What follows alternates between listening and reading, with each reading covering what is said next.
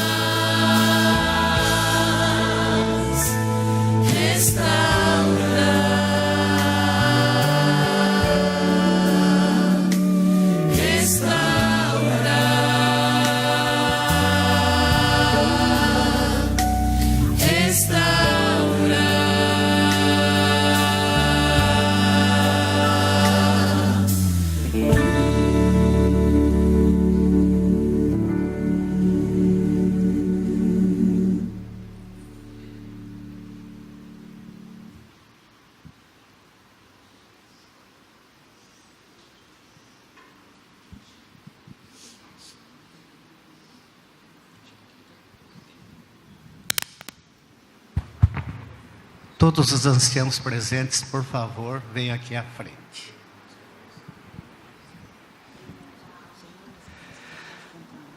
Vocês vão trazer os seus pedidos. E nós temos um assunto, uma situação em que toda a igreja precisa orar.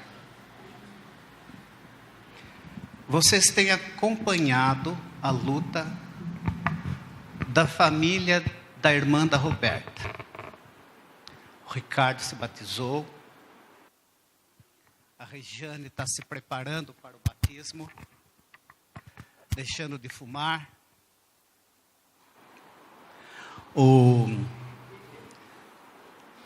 Henrique já se batizou. Perdoa, Henrique, eu fiquei agora nervoso aqui, porque eu fico imaginando a situação. Mas a Rafaela está passando um momento muito terrível com o inimigo. O inimigo está atormentando a Rafaela. A Rafaela é a sobrinha da Roberta, que ela é uma que vem sempre aqui em cadeiras de roda. Mais velha? Não é aquela, mais velha. Então ela está sendo, às vezes, o inimigo toma conta dela. A Roberta e a mãe estão aqui com uma tristeza tremenda.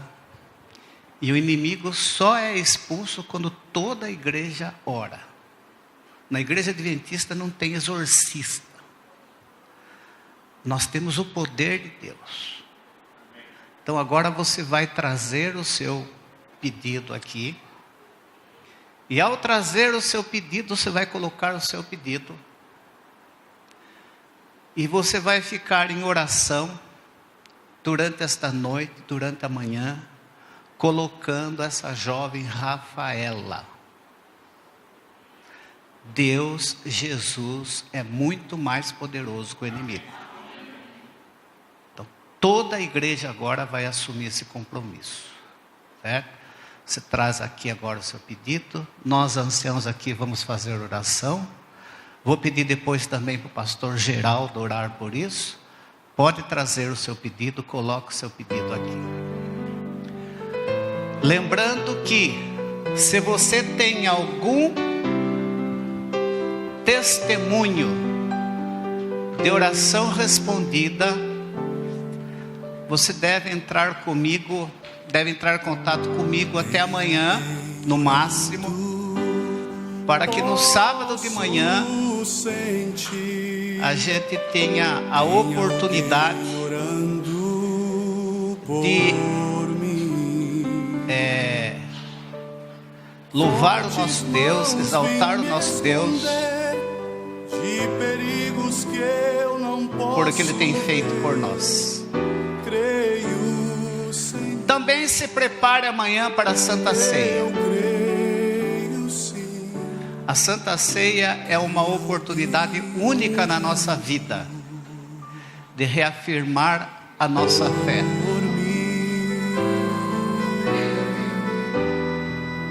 Se você tem que fazer algum acerto, ainda tem amanhã para fazer, que amanhã vai ser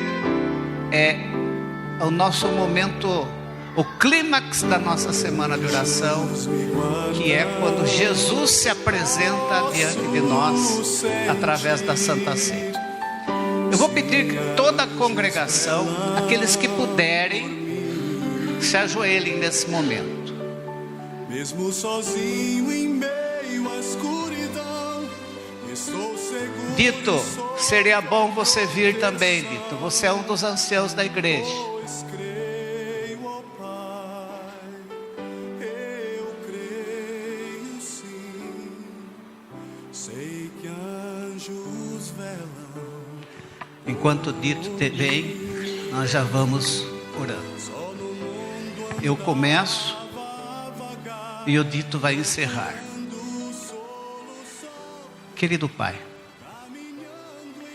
esta semana o Senhor está falando conosco e se revelando para nós como um Deus amoroso, compassivo, misericordioso, que conhece a nossa estrutura, está disposto, desejoso de atender as nossas preces da maneira que seja melhor para nossas vidas. Durante a semana temos depositado esses pedidos aqui, e hoje veio mais uma leva desses pedidos. Teu povo, nós que fazemos parte dele, nós viemos, colocamos o pedido porque nós confiamos em Ti como nosso Deus, e que o Senhor vai responder nossas orações. No entanto, Pai, nós temos aqui uma família muito querida da nossa igreja. É uma família que nós amamos muito, que tem se dedicado na tua igreja, tem se envolvido com a tua igreja. E o inimigo está tentando destruir um dos membros da família, Rafaela. Pai, em nome do Senhor Jesus, de acordo com o teu poder, expulsa esse espírito mal da vida da Rafaela. E que ela venha testemunhar do teu poder em se entregar a ti. Querido Pai, quando estamos dentro desse grande conflito, a mãe está lutando para largar os vícios e alguns dias ela já conseguiu ficar livre desse vício, ó Pai. O pai também se batizou, o irmão se batizou, a família toda está orando. Por várias vezes aqui nessa caixinha nós pegamos o nome da Rafaela, nós oramos também por ela, mas nós sabemos que o mal ele não está feliz com toda essa situação e ele mexe com alguém da família. Talvez ela nem saiba, ó Pai, o que ela está passando, talvez ela não tenha nem forças para pedir para o Senhor, mas como uma oração intercessória nós estamos intercedendo por ela, ó Pai. E como o Senhor já mostrou várias vezes na Bíblia que os seus santos anjos estejam lá guerreando por ela e livre essa alma das garras do inimigo. Amém. Nós acreditamos em Ti, ó Pai. Ó Deus Todo-Poderoso, o Senhor nos dá a cada dia a misericórdia, o Senhor nos dá a cada dia a vida, e que nós, ó Pai, primeiramente possamos entregar o nosso coração a Ti, para que estas orações possam chegar um pouco mais limpo até o Teu trono de graça. Nós somos falhos, pecadores, não merecemos nada, ó Pai, mas nós queremos Te pedir, ó Pai, abençoe os pedidos que estão aqui na caixa, abençoe, ó Pai, os pedidos que estão no nosso coração. E de uma maneira muito especial, neste momento, queremos orar em favor da Rafaela, essa tua filha, Senhor, que está passando por um momento difícil, o Senhor conhece, e nós te rogamos, Senhor, que Jesus possa vir até perto dela, juntamente com uma legião de anjos. Querido Pai, sabemos que esses momentos em que as pessoas estão mais perto de Ti, o inimigo fica furioso, mas nós confiamos totalmente no Teu poder e na Tua misericórdia. Por favor, ó Pai, repreenda o inimigo e que ela se afaste daquela família. Paizinho querido, o Senhor conhece todas as coisas e entregamos na Tua mão. Por favor, resolva cada problema, cada dificuldade conforme o Teu querer. E Te agradecemos porque a Tua graça é maravilhosa. O Senhor é misericordioso, bondoso conosco. E por favor, atende conforme o Teu querer. Abençoe a Tua igreja, o Teu povo. E por favor, alcance os sinceros o quanto antes. E que possamos estar prontos e preparados para proclamar este evangelho que salva, que cura, que restaura. Obrigado por isso. E o Senhor conhece, sabe tudo. Entregamos nas Tuas mãos.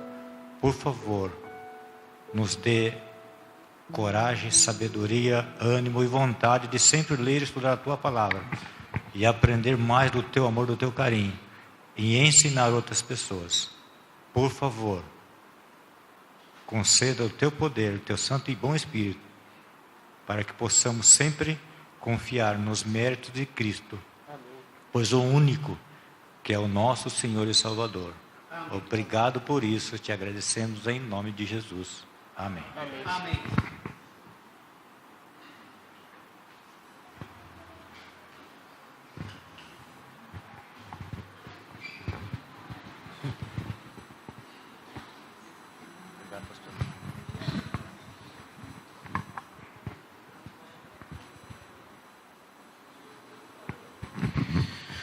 Muito bem. Acho que eu vou precisar daquele...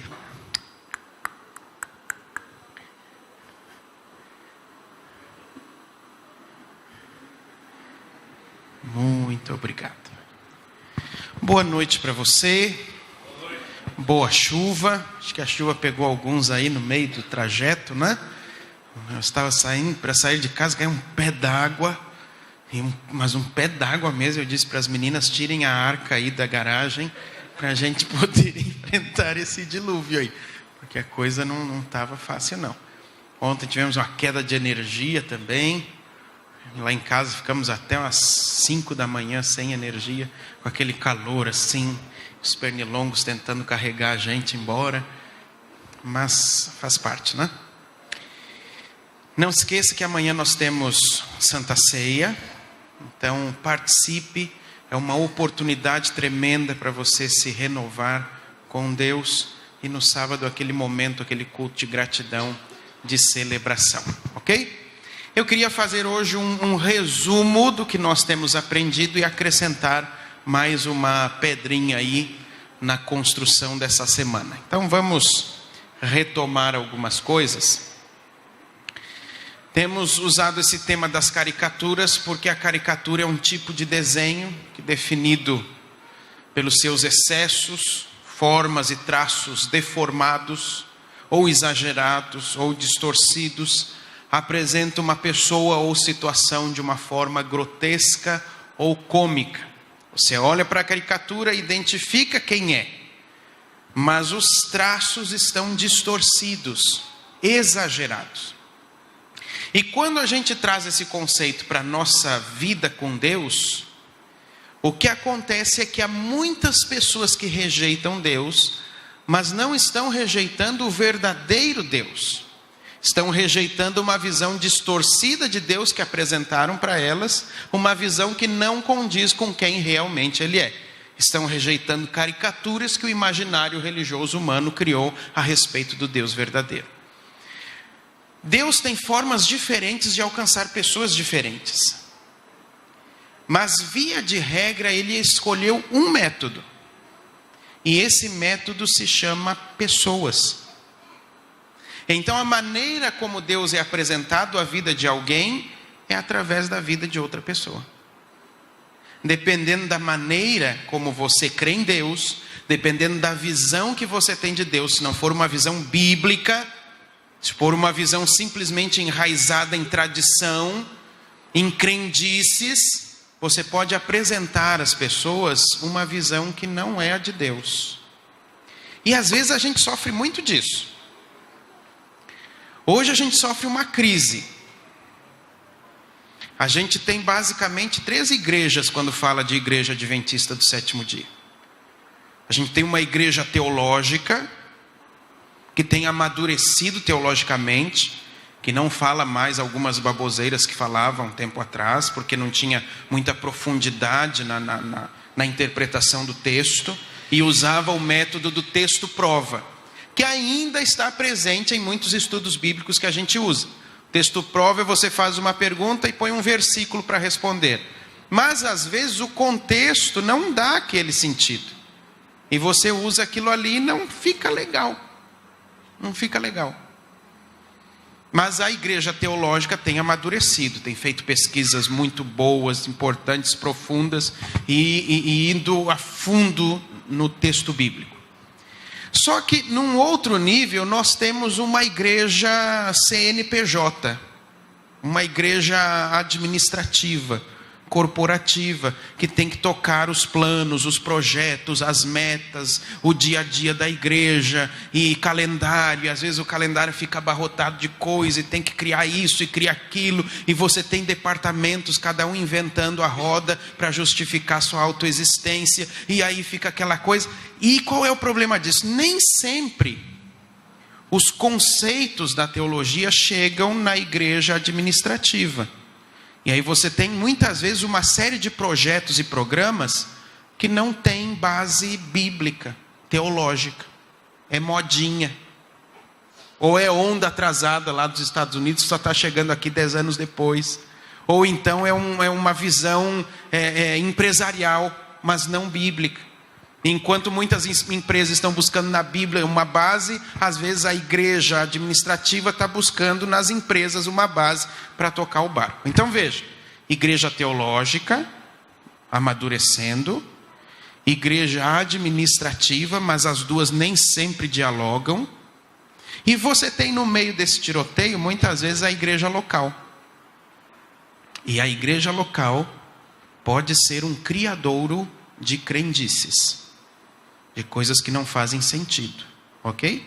Em outras galáxias aí eu ainda encontrei lugares em que você não podia mexer no púlpito, porque ali era o lugar santíssimo, a parte aqui é o lugar santo, e essas coisas que não tem base nenhuma. Louvado seja Deus que aqui na Central vocês não sofrem dessa visão curta, né? A respeito da Bíblia. E outras crendices. Eu trabalhei num local, cheguei para ser pastor de um distrito, e peguei uma igrejinha boa, mas o povo era xiita, assim, sabe? E logo que eu cheguei já me disseram, pastor, aqui nós somos adventistas mesmo. Se o camarada andar de bermuda na semana, no sábado ele não prega. Aí eu disse, que beleza, então vocês não vão ter pastor aqui não. Como assim, pastor? Eu vou ao mercado, eu vou de bermuda. Não vou de sunga, mas vou de bermuda. E eu duvido que alguma mulher fique olhando para as minhas canelas assim, porque eu cambito feio com esse negócio aqui, né? Como se canela de homem fosse uma coisa sexy, né? Mas eu vou ao mercado de bermuda. Então, se é essa a regra, não vão ter pastor aqui pregando. Não, pastor, mas veja bem e tal. Eu disse, como é que vocês decidiram isso? A gente fez uma reunião administrativa com quem? O pastor estava aí? Não, então não existe reunião administrativa sem pastor. Você tem que convocar o pastor, convidar, ver se pode fazer. Vocês fizeram sem pastor, sem nada, esse voto de vocês não existe, então acabou. Quando eu estava para sair de lá, 4 anos depois, eu fui ajudar um colega numa reunião de anciãos, de outro distrito, e esses anciãos disseram assim, pastor Geraldo, muito obrigado, viu? Eu pude voltar a pregar lá na igrejinha tal, porque agora essas crendices caíram por terra. Então, voltando, você tem a igreja teológica, que está em amadurecido, você tem uma igreja administrativa, que nem sempre tem base bíblica para os projetos, e no meio disso você tem a igreja local. Nós somos igreja local aqui. Então nós temos uma grande responsabilidade de buscar mais conhecimento. A pregação, o púlpito, é um decodificador da igreja teológica para a igreja local. Ok? Do ensino. A tarefa principal de um pastor é ensino e capacitação. Essa é a principal tarefa de um pastor. E nós temos essa responsabilidade porque as pessoas aí fora, elas não entram em contato nem com a igreja teológica, nem com a igreja corporativa. Elas entram em contato com a igreja local. Então, dependendo da visão que eu apresento para as pessoas, elas podem crer em Deus ou rejeitar Deus, porque foram apresentadas a uma caricatura. Então, esses foram os temas que nós vimos na semana. O Deus estraga prazeres, o Deus Red Bull, o Deus sem coração, o Deus on demand. E relembrando cada um deles aí. A ênfase que nós demos, o Deus estraga prazeres. Farisaísmo é a representação dessa caricatura. A ênfase do farisaísmo é o quê? Exterior. Fazer, fazer, fazer. Eu lembro de um outro lugar aí em outra galáxia que a pessoa, uma senhora, entrou na igreja e estava frequentando há um tempinho. E ela usava uns adornos. E alguém da igreja grudou nela. Disse assim, quando é que você vai tirar essas... Assim, a queima-roupa, assim, sabe? Isso é um assassinato. Quando é que você vai tirar?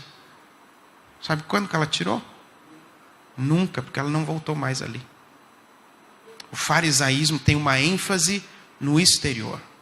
Já o cristianismo tem uma ênfase no interior. Não que o exterior não seja importante, mas a transformação vem de dentro para fora, ok? E não sou eu que tenho que consertar as pessoas. Eu tenho que levar as pessoas àquele que tem o poder para restaurar. Porque se eu mexer para consertar, eu estrago a obra-prima de Deus. Então eu tenho que deixar que Deus conserte as pessoas. O fariseu é aquele que julga os outros pelo seu próprio padrão. Eu costumo dizer que cristianismo é sim uma religião radical, mas tem que ser radical comigo mesmo, não com o outro. Tem que ser comigo mesmo. Quando nós abordamos a questão do Deus Red Bull, aquele que te dá asas, pessoa que quer sentir alguma coisa para então acreditar em Deus, nós analisamos 3 possibilidades do porquê muitas vezes não sentimos, não experimentamos a presença de Deus. A primeira é uma expectativa supersensorial, tem que ser milagre, tem que ser alguma coisa fantástica, sobrenatural, para que eu possa crer. E Deus, via de regra, usa as coisas comuns e simples da vida para falar com a gente, e não o céu se abrindo, uma voz falando do céu e coisas assim, tá bom? A segunda possibilidade pode ser um coração endurecido.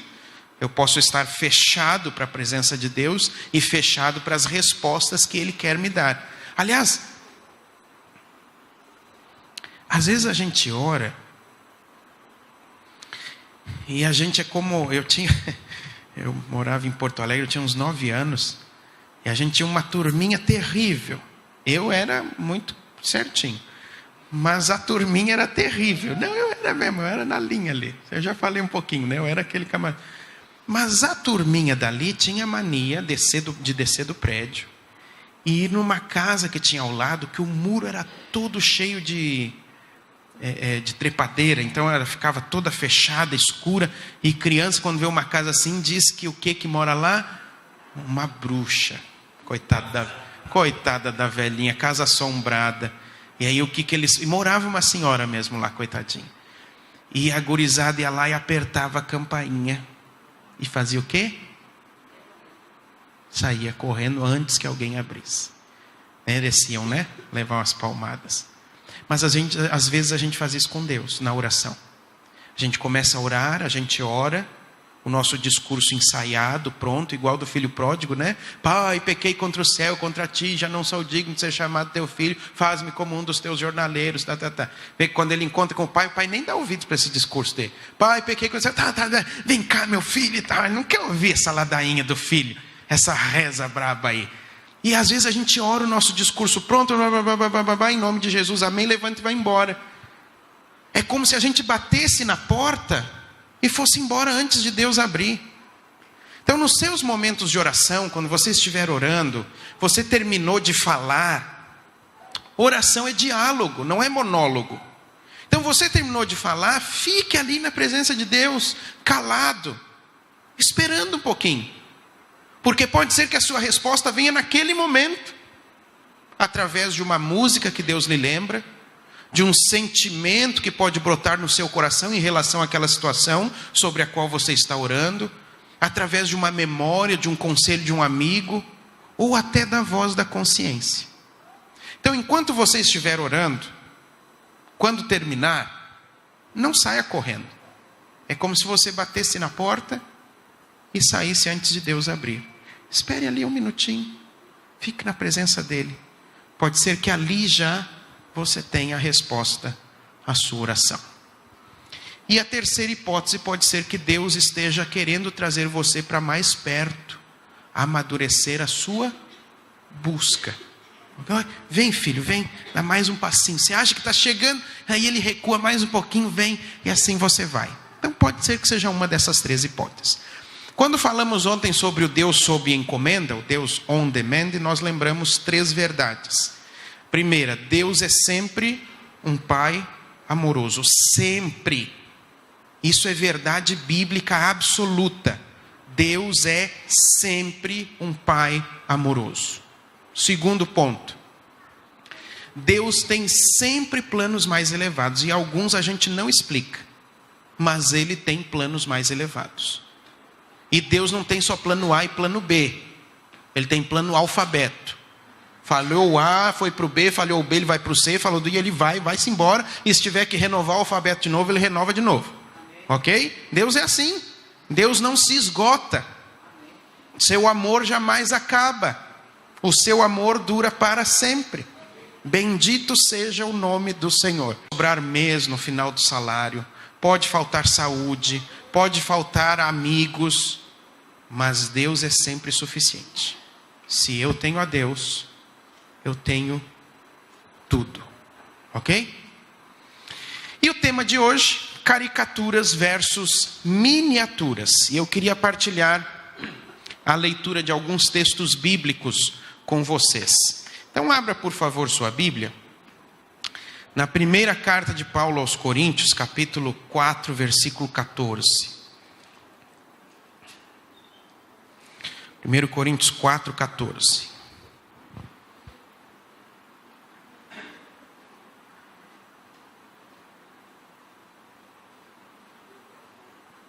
4,16, viu?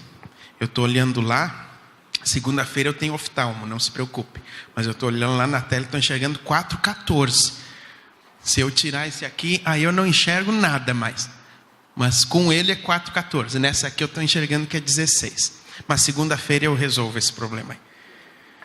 2 Coríntios 4,16. Paulo escreveu assim: admoesto-vos, portanto, que sejais o quê? Meus imitadores. Vamos ler a partir do 14, já que eu citei o 14? Vamos ler o 14, o 15 e o 16. Não vos escrevo estas coisas para vos envergonhar, pelo contrário, para vos admoestar como a filhos meus amados. Porque ainda que tivesseis milhares de preceptores em Cristo, não teríeis, contudo, muitos pais, pois eu, pelo Evangelho, vos gerei em Cristo Jesus.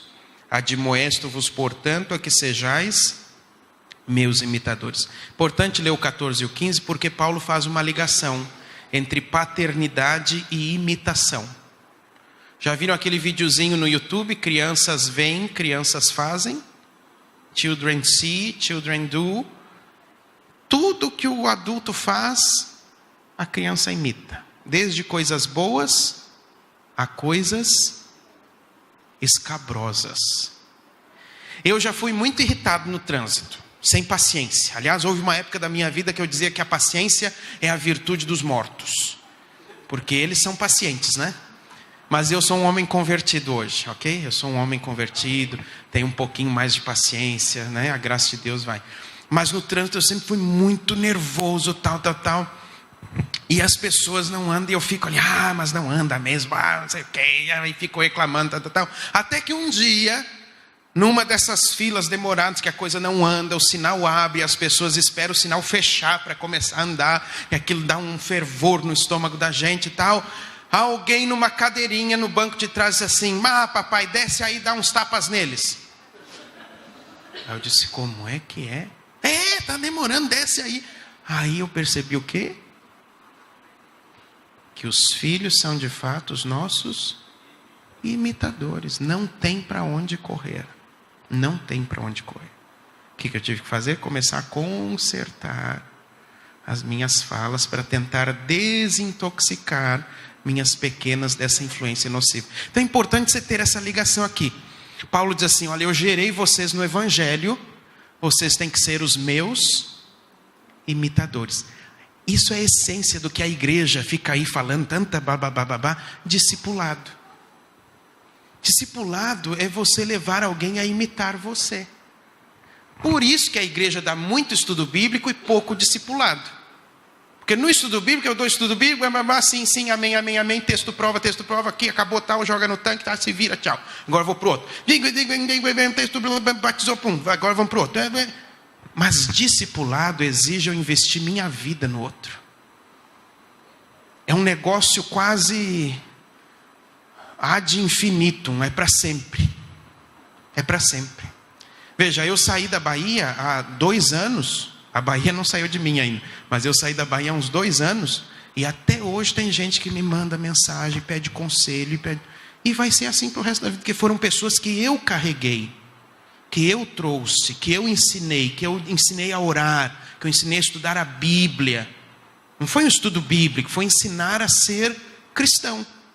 Então a referência para elas é quem? O tal do Geraldo. Há mais um texto de Paulo que vai na mesma linha aqui. Lembra que o tema de hoje é caricaturas versus miniaturas. 1 Coríntios, 11, versículo 1. Mesma linha. A mesma linha. Aliás, eu aconselho você a ler assim em sequência. O 8, o 9, o 10 e o 11. É um contexto fantástico que Paulo termina com esse versículo 1. Que na verdade deveria ser o 10, 34 e não o 11, 1. Mas a divisão de capítulos não é perfeita. Então ficou sendo 11, 1. Ele diz o que aqui? 11, 1. Sede meus imitadores, como também eu sou. Qual que é o contexto disso? Lê o verso anterior. Lê o 31, do 31 em diante. Embora o contexto seja o capítulo 8, 9 e o 10. Mas do 31 em diante. Portanto, quer comais, quer bebais, ou façais outra qualquer coisa, fazei tudo. A gente usa esse versículo, sabe para quê? Para falar de temperança.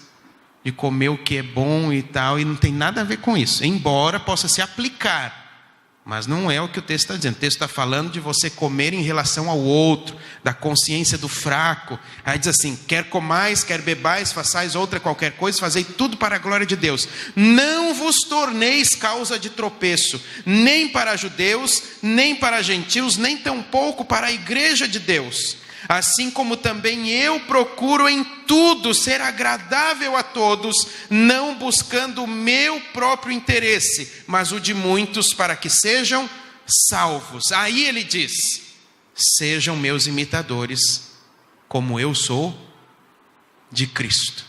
Porque esse era o método de Cristo, que a gente passou uma lição de escola sabatina teologizando sobre, mas depois não traz para a prática. Lembra daquele método de Cristo? O Senhor Jesus se misturava com as pessoas, como quem lhes desejava o bem. Aí ele atendia as necessidades, ministrava as necessidades deles, demonstrava simpatia, aí conquistava-lhes a confiança. Então dizia o quê? Vem e segue-me. Porque é muito fácil você dizer segue-me para uma pessoa que você já conquistou o coração. Não é? Você chega ali para alguém na rua: me siga. Você diz: ó, tá louco, sai para lá, rapaz. Ainda mais saindo da frente de uma igreja e me siga. Vai procurar a tua turma. Agora, se você investe sua vida no outro, a pessoa está doente, eu estou doente, o remédio está lá na porta, você levou. Hoje meu carro quebrou, eu levo os seus filhos na escola. E você vai atendendo, vai ajudando, tudo por amor, não é por interesse. Tem crente interesseiro, faz essas coisas para ver a pessoa no tanque depois. Não é por interesse, é por amor. Quando você disser, me siga, a pessoa segue. E há momentos em que você nem precisa dizer, me siga. Porque a pessoa fica tão apaixonada pelo seu estilo de vida, que ela passa automaticamente a imitar você. Ellen White escreveu que é através das relações sociais que a religião de Cristo entra no mundo. Olha que lindo isso, gente. É através das relações sociais que a religião de Cristo entra no mundo. Por isso que as pesquisas mostram que o melhor missionário na igreja é o recém-batizado. Sabe por quê? Porque ele continua mantendo relações sociais com as pessoas que não são da igreja. A gente, depois de um tempo de igreja, forma um gueto adventista e não se relaciona com ninguém de fora. E tem medo ainda. Se você disser assim, um dos meus melhores amigos é ateu. Oh, misericórdia e tal. A gente tem que se relacionar com todo mundo. Tem que ter amigo de todo tipo de gente. Tem que ter amigo que é Bolsonaro, tem que ter amigo que é Haddad. Tem que ser de todo tipo de gente. Então não fique aí. Tem que ter amizade. Faça amizade. Olha outro texto fantástico aqui. Filipenses 3,17. Já eu amarro a boca do saco aqui. É que esses textos são fantásticos. Filipenses 3,17.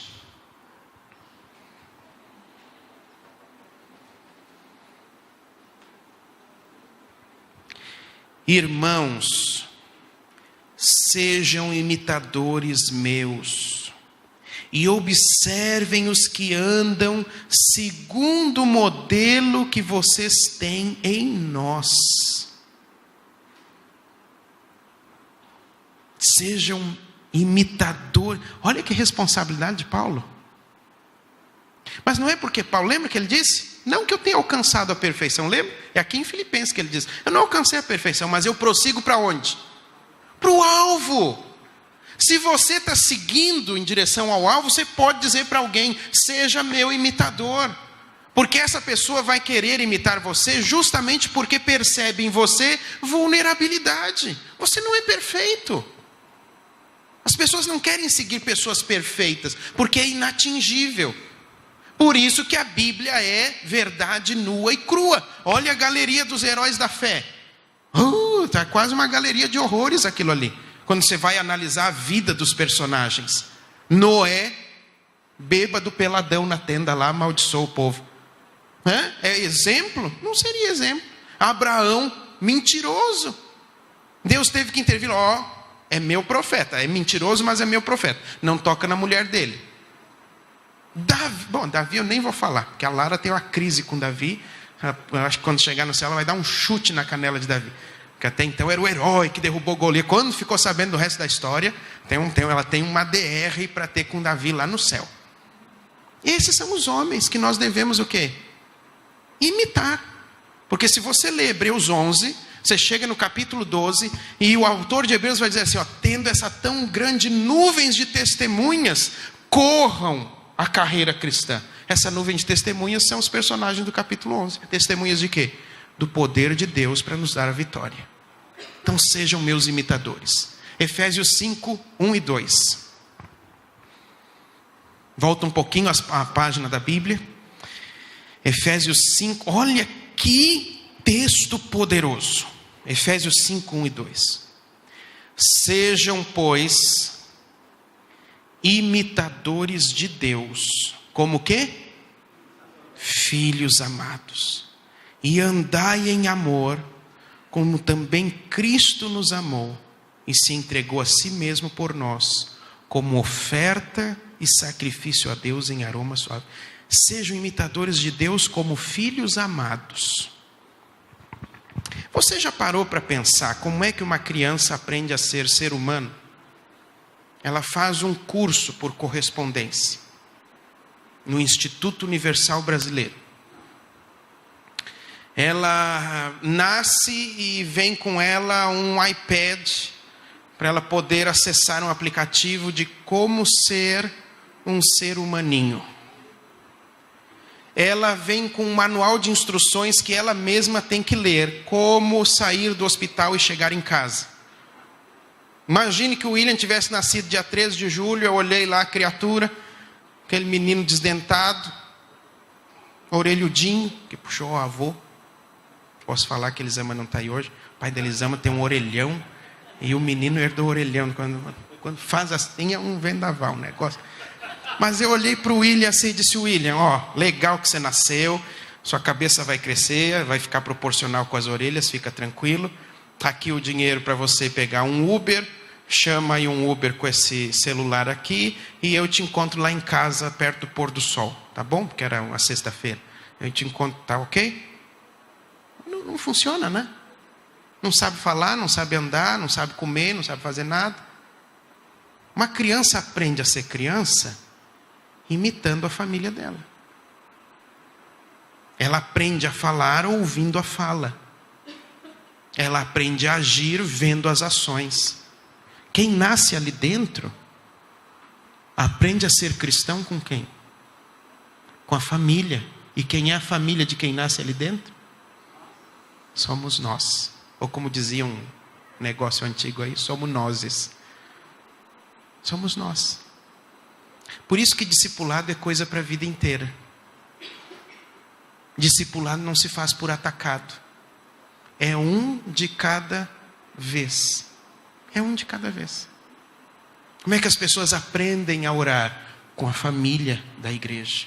Como é que elas aprendem a estudar a Bíblia? Com a família da igreja. Como é que elas aprendem a comer granola? Com a família da igreja. Como é que elas aprendem a aturar PVT? Com a família da igreja. Não é assim? É com a família da igreja. É com a família. Não tem outra solução. Ok? Então é a sua vida sendo investida na vida do outro. O último texto dessa parte aqui é João 20, 21. Tem um texto parecido em João capítulo 17, também na oração sacerdotal de Cristo. Mas eu quero me ater aqui ao 20 e 21. Na oração sacerdotal é o 17 e 18. Mas eu quero me ater ao 20 e 21. É uma versão da grande comissão. Disse-lhes, pois, Jesus outra vez: paz seja convosco. Assim como o Pai me enviou, eu também vos envio. Assim como o Pai me enviou, eu também vos envio. Assim como o Pai me enviou, eu também vos envio. Às vezes a gente coloca a ênfase desta fala de Jesus só no envio. E a gente vai. E vai fazer o quê? A ênfase aí não está no envio. A ênfase da fala de Jesus aí está no assim como. Você vai entender com essa imagem aqui. Olha essa imagem aí. O camarada ali em cima está no meio da guerra, as bombas explodindo, fumaça para tudo que é lado. E aí ele grita: precisamos de apoio aéreo. Olha o apoio aéreo que vem ali, ó. Não foi o que ele pediu? Apoio aéreo, tá ali. Força, galera. Tamo junto. Hashtag ainda, ó. Hashtag tamo junto. Assim como, quando Jesus veio a esse mundo, ele não veio em papel. Ele não veio em vídeo de WhatsApp. Ele não veio em folhetos que Deus derramou com um avião escrito: amo você, seja feliz. Quando Cristo veio a esse mundo, ele encarnou. A expressão exata do ser de Deus estava nele. A plenitude da divindade habitava nele. Ele era a revelação gloriosa lá de Hebreus 1 a 3. O Pai falou aos pais pelos profetas de muitas maneiras, mas a nós nesses últimos dias nos falou pelo Filho. E ele teve que entrar no esgoto da história do pecado e se identificar conosco sem perder a identidade. Aqui está o nosso grande desafio. Se identificar sem perder a identidade. Porque tem gente que se identifica demais e perde a identidade. E tem gente que cuida tanto da identidade que não tem nenhuma ponte de ligação com as pessoas da sociedade. Quer um exemplo disso? Aquele povo lá, me fugiu agora o nome, mora a maior parte deles lá nos Estados Unidos, que usam as roupas dos anos de 1800, os Amishes. Andam de carroça, não pode ter eletricidade, não pode fazer determinadas coisas, e andam com aquelas roupas. Eles se contextualizaram para uma época, achando que aquela é a época da santidade. E eles não têm ponte com o mundo de hoje. Tentaram cuidar tanto da identidade que se isolaram de todo o resto. E outros querem se identificar tanto que diluem a identidade. A gente tem que ter identidade, mas tem que oferecer relevância no que a nossa igreja ajuda a sociedade. Esse é o ponto. E as pessoas, queridos, deixa eu ser muito sincero com vocês. As pessoas dessa época, elas não estão interessadas na pergunta: o que é a verdade? O interesse das pessoas dessa época é: eu posso confiar em você? Eu posso me relacionar com você? Se eu puder confiar em você e me relacionar com você, talvez eu queira saber qual é a sua verdade. Talvez. Porque eu vou querer ser como você. Sejam meus imitadores. Então não basta para nós pregarmos o Evangelho. Tem que pregar. É mandamento bíblico. É querigma, é proclamação. Mas nós precisamos também viver o Evangelho. Trazer as pessoas para dentro da nossa vida e sermos uma amostra grátis de Deus, de Jesus, para a vida das pessoas. Entendem isso? Eu preciso ser uma amostra grátis de Jesus para a vida delas. Levando alegria, amor, abraço, conforto, consolo, conselho. apoio, sustento. Eu preciso ser resposta à oração das pessoas. E não só dizer, vou orar por você. A pessoa chega com uma conta de luz que vai cortar, já tem aviso de corte. Eu estou com a conta atrasada. Eu vou orar por você. Isso a pessoa já está orando. Eu preciso é pegar essa bendita conta e pagar. Eu preciso ser resposta à oração da pessoa. Eu preciso ser uma miniatura de Deus na vida dela. Não uma caricatura. Não uma caricatura. Alguém contou uma história uma vez que eu achei fantástica. Um menininho... Deixa eu só molhar um pouquinho aqui.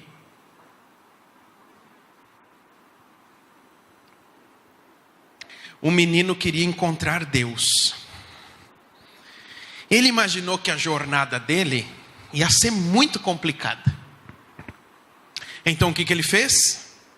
Abriu sua mochila, encheu de pastéis, uma garrafinha de guaraná, botou nas costas e iniciou sua jornada. Andou muito, 3 quadras e cansou. E aí ele viu que havia um senhor de cabelos já bem brancos assentado em um banco da praça. Ele resolveu se assentar ali com aquele senhor que olhava os pássaros. Se assentou do lado do senhor. Ficaram os dois ali sentados. Ele olhou para o senhor, abriu a mochila, pegou um pastelzinho, o cheirinho do pastel, né? O senhor deu uma olhada para o pastel e aquele menino imaginou que o senhor estava com fome. Então tirou mais um pastel e ofereceu para aquele senhor, que respondeu com um sorriso tão puro e tão lindo, que o menino ficou impressionado e logo em seguida ofereceu o guaraná para ver se o homem sorria de novo. E aí aquele senhor bebeu um gole do guaraná e deu outro sorriso para ele. E eles passaram a tarde ali comendo pastel e bebendo guaraná, sem nem mesmo trocarem uma palavra um com o outro. Como o menino percebeu que o dia já ia declinando, pegou sua mochilinha, deu um abraço naquele senhor que nunca tinha ganhado um abraço tão sincero e amoroso, desinteressado. E ele respondeu com o sorriso mais lindo que o menino já tinha visto. E o menino seguiu seu caminho longo de volta para casa, 3 quadras. Chegou em casa, a mãe olhou o filho com um semblante radiante e perguntou: filho, o que você andou fazendo para estar tão feliz assim? Mãe, eu encontrei Deus hoje. E Ele tem o sorriso mais lindo que eu já vi na minha vida. A mãe não entendeu nada. Quem sabe pensou em levá-lo ao psicólogo no dia seguinte. Não sei. E nesse tempo aquele senhor chegava em casa, que era a casa do seu filho. E quando esse senhor entrou na casa, o filho olhou e disse: pai, o seu semblante está diferente, o senhor está tão feliz. O que o senhor andou fazendo para estar tão feliz assim? E aquele senhor disse: meu filho, você não vai acreditar. Eu passei a tarde comendo pastéis e bebendo guaraná com Deus. E antes que o filho pudesse argumentar, ele acrescentou: e você não imagina, ele é muito mais jovem do que eu pensava. Uma história boba, né? Mas não subestime o poder de um sorriso, de um abraço, de um ato de bondade na vida dos outros. Porque essa é a essência do que Cristo disse: assim como o Pai me enviou, eu envio vocês ao mundo, para que vocês sejam miniaturas de mim mesmo, para que vocês sejam meus imitadores, para que possam convidar outras pessoas a imitarem você. E através de você, essas pessoas podem aprender o que é ser um seguidor de Jesus. Então, querido, chega de caricatura. Vamos ser miniaturas de Deus. Vamos refletir a imagem de Deus como se fôssemos um espelho para a sociedade, para a humanidade. É disso que fala a canção final. Quando essa canção for cantada, ore a Deus pedindo: Senhor, Me ajuda a refletir a tua imagem, a ser uma miniatura da tua pessoa.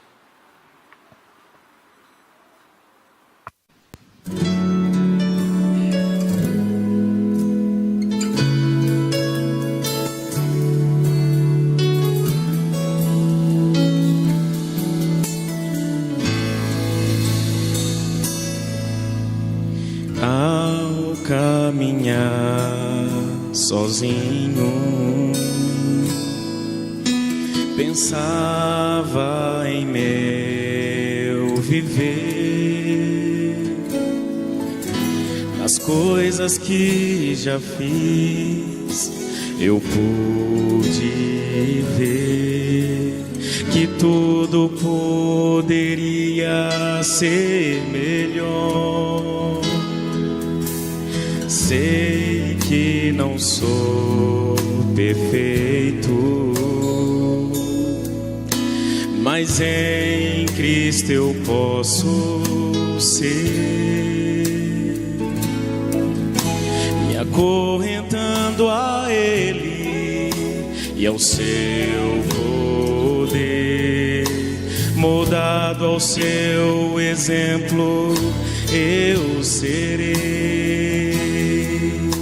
Somente o seu exemplo seguirei, pois tu és Deus de libertação, que livras teus filhos da mais forte provação. Estou perdido, mas quero ser teu, irei mais além pra ser o espelho de Deus.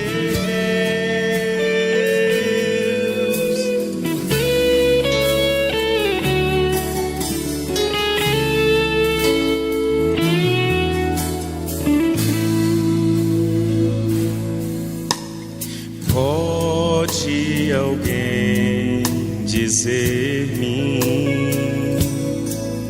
que ao alvo não vou chegar,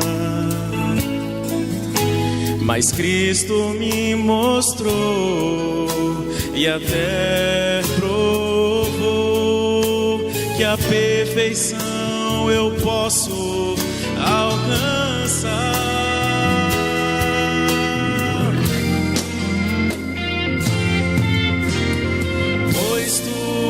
Deus de libertação,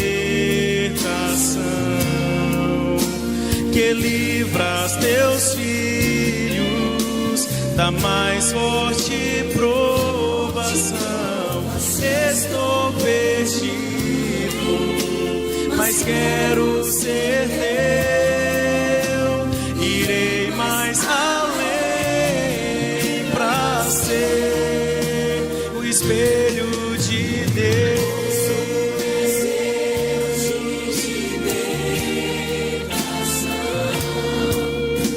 que livras teus filhos da mais forte provação. Estou perdido, mas quero ser teu, irei mais além pra ser, irei mais além pra ser, irei mais além pra ser o espelho de Deus.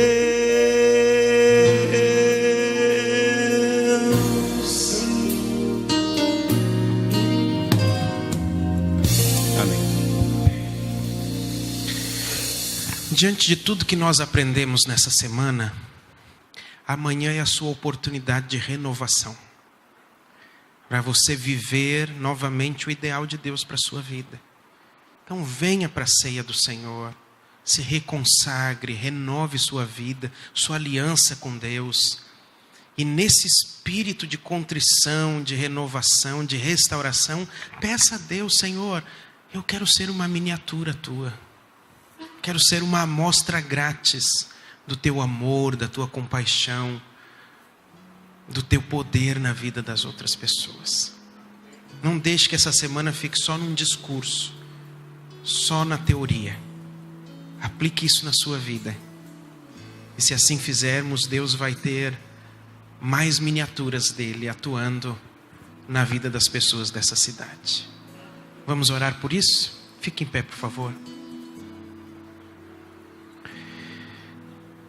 Nosso amado e poderoso Pai, louvamos o teu nome por tua perfeição, por tua majestade gloriosa, mas especialmente pelo teu cuidado amoroso conosco, porque não fomos deixados órfãos aqui, mas somos conduzidos pelo teu Espírito dia após dia, de verdade em verdade, para crescermos no conhecimento e na graça de Jesus, e assim enfrentarmos essas caricaturas que nós mesmos muitas vezes criamos, para sermos, por tua graça, miniaturas do teu amor, do teu poder, da tua misericórdia na vida daqueles que nos rodeiam.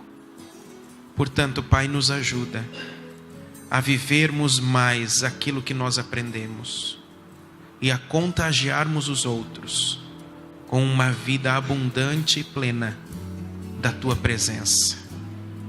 Pedimos a tua bênção ao retornarmos para nossas casas, mas de forma muito especial nesse momento, nós pedimos que o teu Espírito, aquele que é responsável pela manutenção da tua criação, aquele que veio para convencer o mundo da verdade, da justiça e do juízo, o Consolador, nós pedimos que ele esteja ao lado da Rafaela nesse momento. Nós pedimos que a tua presença de luz invada a sua casa, os seus aposentos, que os teus anjos circundem o seu lar e que a tua luz gloriosa expulse as trevas que estejam importunando essa família. E que o sangue de Jesus, que tem poder para nos purificar de todo o pecado, seja colocado também sobre o coração da Rafaela. E que essa menina pertença ao Senhor. E que as hostes do maligno não tenham poder para tocá-la, Pai. Nós a entregamos em tuas mãos. E o fazemos clamando pelo poderoso nome do Senhor Jesus, nosso Rei e Senhor, o nosso Salvador. Amém.